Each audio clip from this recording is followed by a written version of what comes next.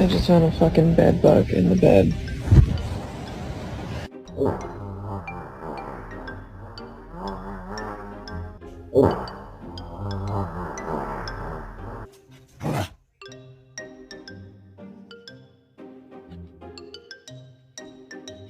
My dog ate a wild mushroom, and we just spent $140 for the vet to tell us she's high.